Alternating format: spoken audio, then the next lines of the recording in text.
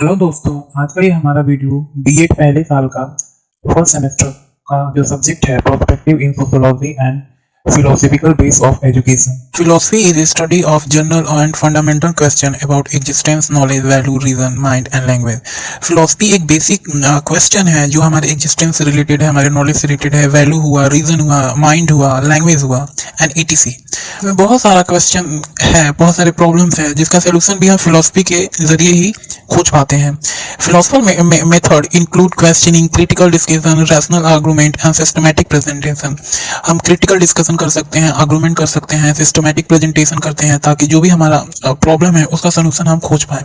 इसके बाद हम बात करेंगे एजुकेशन का. लैटिन वर्ड है जो दो वर्ड से मिलकर बना है जिसका मतलब है इनसाइड एंड डोको, मतलब ड्रॉ आउट और ब्रिंग आउट. इसका मतलब है जो भी हमारे अंदर है उसको बाहर लेकर आना है. Draw from within. Education is the process to draw out the power of human beings and develop them to full.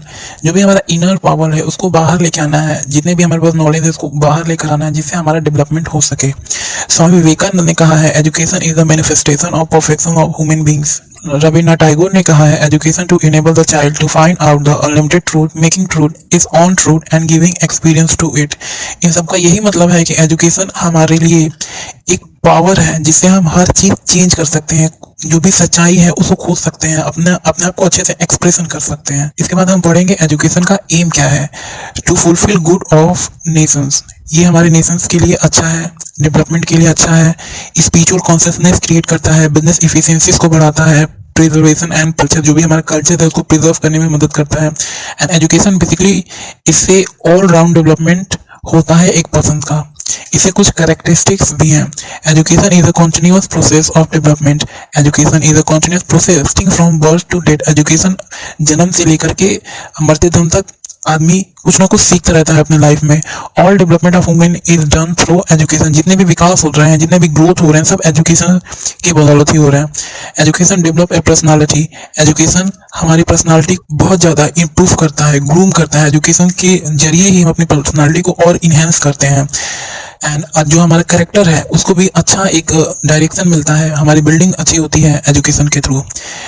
इसमें तीन टाइप के एजुकेशन को डिस्कस किया गया है. Formal education, informal education, non formal education.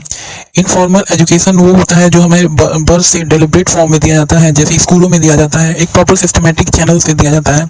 और informal जो होता है वो लाइफ एक्सपीरियंस से हम सीखते हैं, इन्वायरमेंट से सीखते हैं, फैमिली से सीखते हैं. इसके बाद जो नॉन फॉर्मल एजुकेशन होता है वो हम अनकंट्रोल वे में सीखते हैं. दोनों का मिक्सचर इसमें आप कह सकते हैं.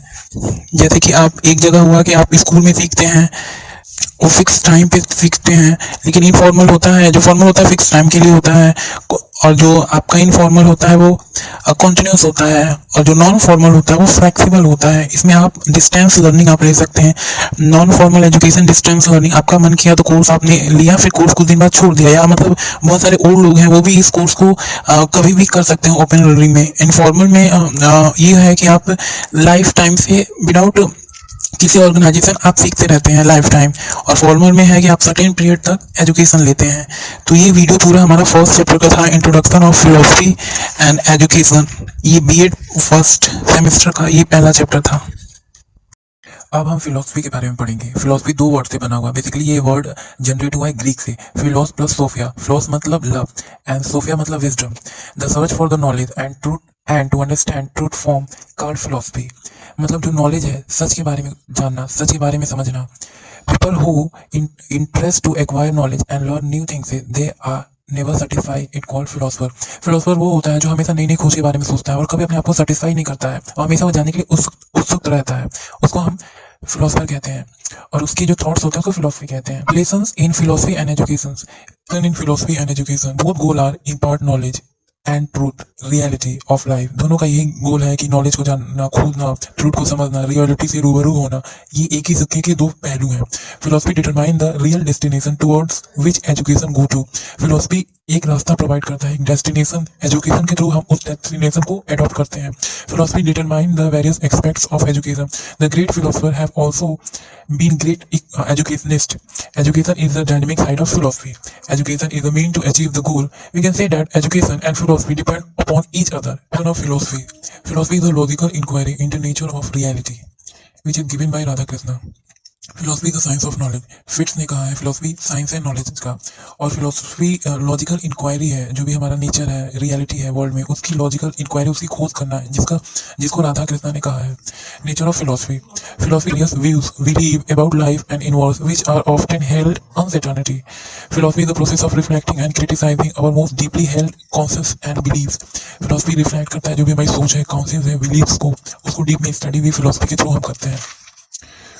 फिलोसफी द रेशनल अटेम्प्ट को एक ही नज़र से देखता है. फिलोसफी हर चीज में रैशनल वे से काम करता है, लॉजिक वे से काम करता है, एक प्रॉपर डेस्टिनेशंस की खोज करता है. Philosophy is the logical analysis of language and classify of the meaning of word and concept.